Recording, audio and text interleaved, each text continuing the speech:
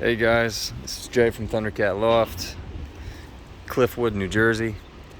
It's a Wednesday and I have the day off, so I let some birds out. I like to let the birds out during the week because, weekends it's risky with the neighbors. I do have, a house here, a house here, a house here. And I don't need the birds. They're young, they're still learning. I don't want them flying over people's backyards, real low, and they're still learning, so they're kind of crazy in the air. So it's a Wednesday. I let them out early, and they were doing good. They weren't really bothering, the neighbors or anything. They kind of flew and disappeared for a while. I probably had a handful that stuck on the roof of my house. But unfortunately, the weather took a bad turn, and the skies went almost black at one point, and I still had some birds up in the air. Seems like it calmed down now. It's almost like a beautiful day out now. So I just want to show you guys what's going on. I know there's a bird sitting on the roof, so somebody made it. I know I had some underneath. They kind of took bunker underneath the floor grates. I don't see them there anymore, but they were under there.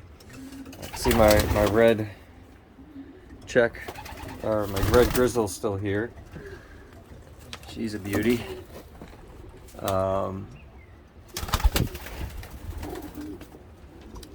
This guy I'm real excited for here with the white tick. I'm glad he stuck around. I right off the bat I see a few birds that I have my heart set on, but I see the slates here. The slate in the corner there. That's my slate right there.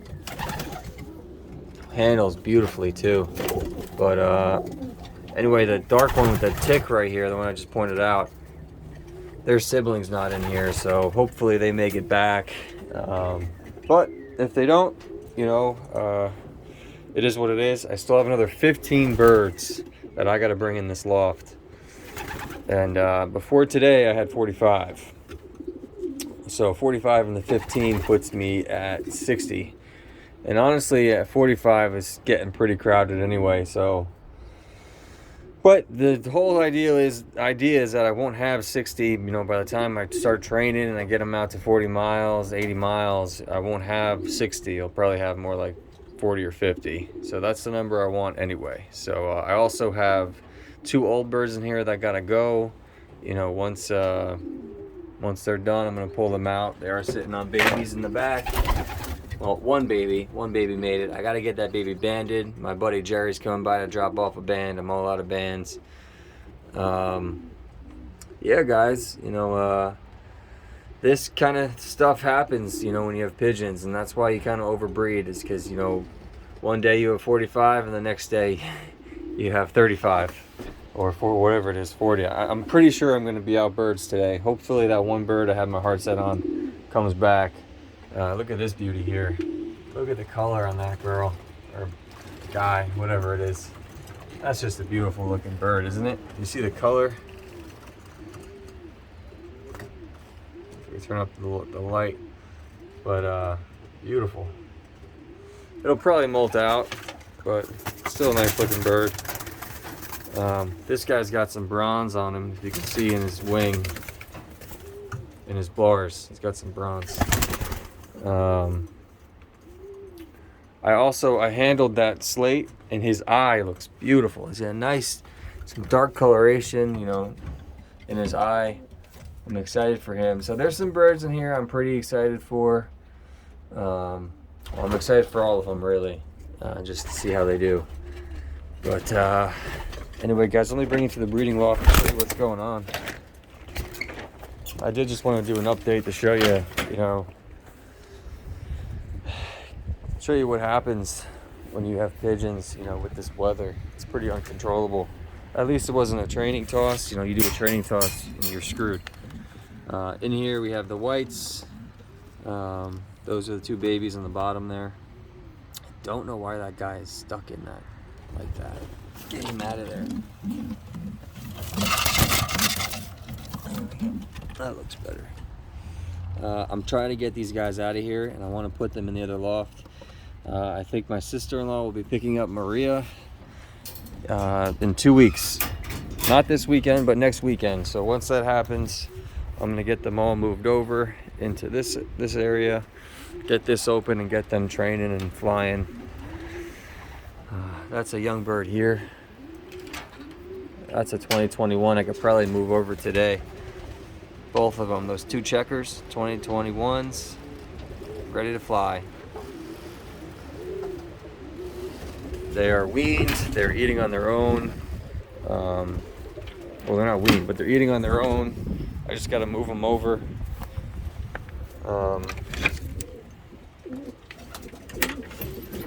I moved a bunch of stuff in here from outside because the winds were so bad and the rain is coming down so hard. I didn't want it to blow away, so this stuff's got to go, but I'll do that when the video is over.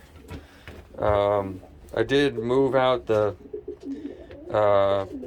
cage that was down there. I just have this pair in here for now.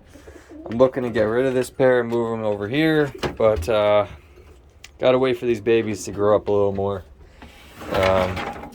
Here we are in my breeding section. This is my main breeding section, right?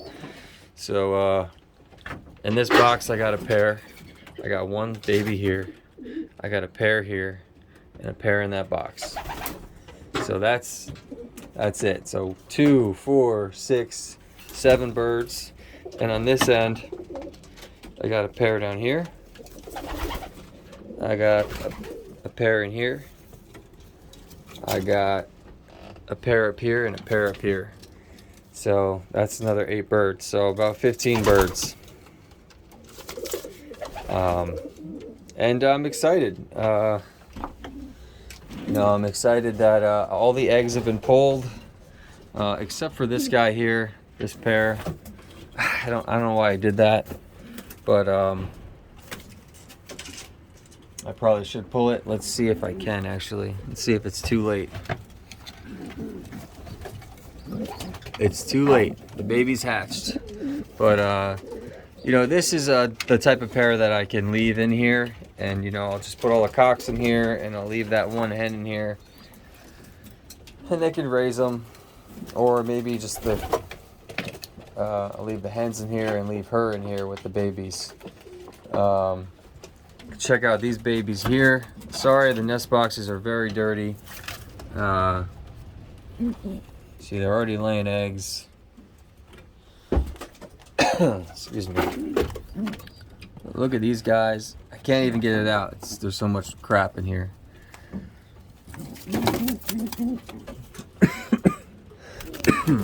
Excuse me. Look at that baby. She's gonna be, or he's gonna be, a nice little splash. Pretty excited for that one. Here's the nest mate. Nest mate has a totally different beak. You see the beaks? One's like dark with like a line down the middle. You see that? It's got a white line. And this one's just pretty much all white beak. Got some splash under the neck, on the head. But blue bar, white flight. Really nice. One's a checker splash, one's a blue bar white flight. They both got some splash. Pretty birds. I'm excited. I wasn't gonna keep any more from this pair. I was gonna pull the eggs, and then I was just like, what the heck? They should be hatching soon, so I'll let them go. It is what it is. Beautiful birds. And those are both from my friend Tony in Lyndhurst. He gave me the parents. There's the father. The father I had made it up to my favorite hen over here last year, and they bred me some dark checks, and they did well. The only pair they bred me, there's 2 nest mates that they bred me, and they stuck around to the end of the year, so they did well. I only got 1 pair, so the 2 birds I bred, they lasted till the end, and they were right there with the last 12 birds I had in my loft. So out of 48 birds, they only had 12, and 2 of them were the 2 they bred, which is pretty good. I think that's a good sign. So I had my friend Jerry came by with an old timer named Frank, who's still flying birds, but he doesn't race or anything. He's just flying birds for the heck of it. And came by, and the story is he's telling me all these things, telling me I gotta be putting garlic and I gotta be putting oregano in my water, which I will admit I did take his advice on, and I boiled some oregano leaves and some diced garlic this morning, and put in some boiling water, and then diluted it in here with some water. So I gave it a try. To be completely honest, guys, my first 2 rounds, I was, I guess the first 2-3 months of breeding, I was strict. I was giving these guys the, let me show you. I was giving these guys the electrolytes every day. Not every day, but like 3 times a week, I would say. I was giving them the Be Pure and the Breeder Advantage almost every day. Like, I mean, a lot. Like, at least 5 times a week. It was like if I didn't have time in the morning, I didn't do it, but if I tried to do it every day, which could have been bad. It might have been too many vitamins, but I did it anyway. And I was mixing it with the Vita King multi oil, and you know, I was trying to do the best I could. And since then, and I also have probiotics, so I was giving them every day, and I was giving them apple cider vinegar every day with this stuff. Maybe not with this stuff, but with the probiotics, I gave them the apple cider vinegar. I also had oregano, and I had garlic oil I was giving them. And now that we moved to the hose outside instead of the sink inside, I've kind of drifted away, and it's like now once a week I'll give them something in their water. I barely give them anything on their feed. I've just kind of gotten so... I'm sick of the breeding season almost. I'm like ready to move on to racing. So I definitely stretched the breeding season way too long. I did the same thing last year, and it is what it is. I mean, I'm not gonna, you know, kill the birds, but I just kind of got a little more like lackadaisical with it. I'm not as crazy. Now the weather's so nice and I'm washing the feeders outside, I don't want to go inside and go grab any vitamins or minerals, and I don't want to keep them in the loft because it's too hot. So that's where I'm at. But this guy Frank came over. He's an old timer, and he's telling me, you know, every day you got to have garlic, you got to have oregano, and you got to do the apple cider vinegar. And I think, you know, it kind of resonated with me, and I'm going to start doing it again. You know, it's tough, but you got to do what you got to do. And if you love the birds, you find the time. And my time's going to be early in the morning. You know, I got to wake up early before the girls and get that done. And it's not that I don't mind doing it. I love doing it. But, you know, every day gets like a burden, and it's a lot. So there's days I love it, and there's days I'm like, I don't want to do it. So anyway, so Frank came over. I let him handle some birds. And believe it or not, so I moved this cock over from this area. I didn't breed from him all season. Here he is, this guy right here. That cock with a little dot on his head, the white dot. And he comes over and he says, Jay, that's the nicest bird you have in your loft. And I go, Frank, I didn't breed him. So, and that's the truth. I didn't breed him this year. He's a 2012. He felt a little keely to me. His tail's a little fanny, like it fans out. I just didn't feel like breeding him. I don't know. Maybe it was a mistake. I will say I didn't breed him last year. Okay, I didn't breed this guy. Here he is up there.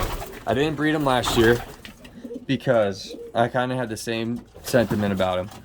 But I accidentally paired him up with this hen in here. This hen right here. She's a 2013, but she looks and handles like a yearling. So I paired them up together, and I didn't mean to. I kind of just did it, let it go. They bred me one bird. One bird. I didn't get a pair. I got one bird out of them the whole season. One bird. So out of 40-something birds, I got one bird, and that bird made it to the end. She was second On the big races, she was second. She came in like second every time in my loft. She was consistent. She flew well. I didn't like the way she handled, but I kept her around. And now she's in the other loft on that baby that I showed you. She's one of the 2 old birds I kept in the racing loft. And yeah, so Frank's telling me this is like the prettiest, nicest bird I got in my loft. That looks like, to him, looks like a winner. Maybe Frank knows something, maybe he doesn't, but got me thinking maybe I will breed him next year. Especially since he's a 2012 and his years are numbered. I might as well, you know, let him go one more year and try him out. This was one of the birds actually I was going to get rid of because I need more room in my loft. I was going to get rid of him.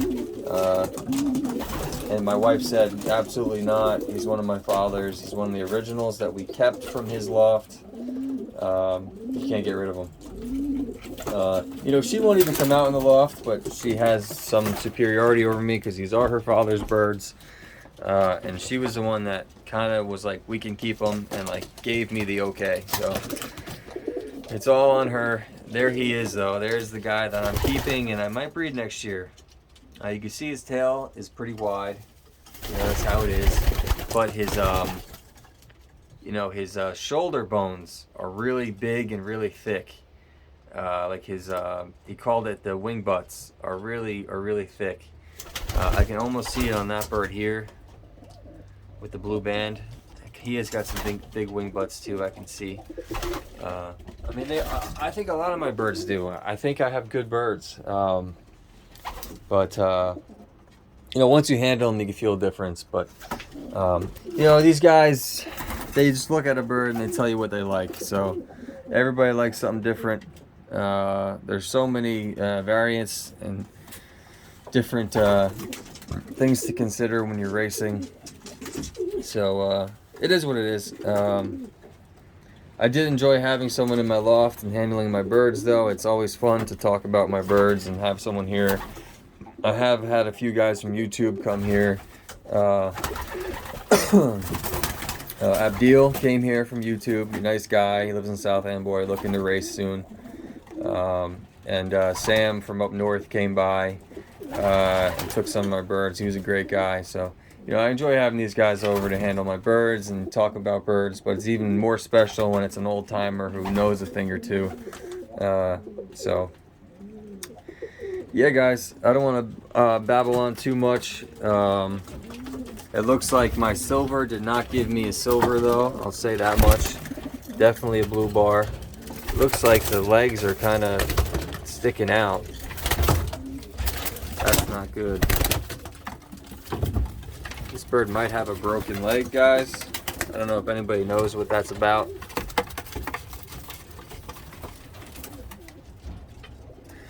I'm going to put some more straw in here. Maybe that'll help. This is the first time I'm noticing this. You know, this is why you got to spend more time in the loft, because things go without being checked. And then it's too late. So I'm glad I'm videoing this. If anybody knows what the problem is, it's probably because I didn't have enough hay. So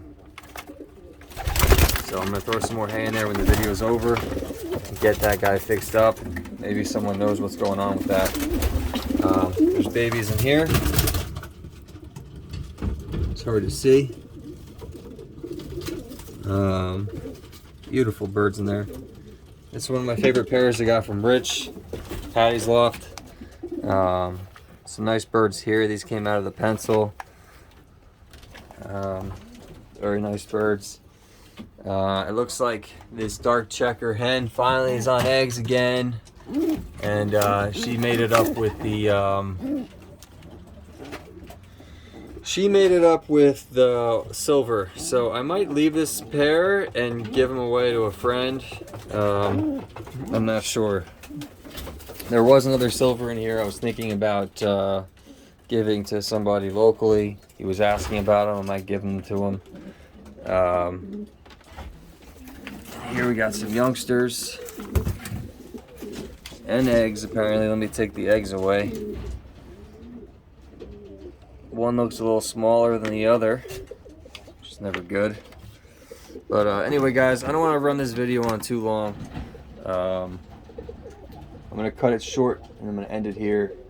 You know, I'm a beginner flyer, so anything I say could be you know, inaccurate, or don't take it to heart. I'm just learning the sport, and I enjoy the sport. So if anybody has any advice, let me know. And if it's to tell me that I have too many birds, don't bother. I already know I have too many birds. Anything else I welcome. I'm working on weeding out some of these birds and cutting down, but it takes time. It's all fun, and you know, I'll learn whatever I have to learn the hard way. I guess I'm stubborn like that, but anyway, guys, I appreciate you watching. I appreciate your time. I'm sure people don't watch the whole video, but if you do, I appreciate it, and I'll see you on the next one.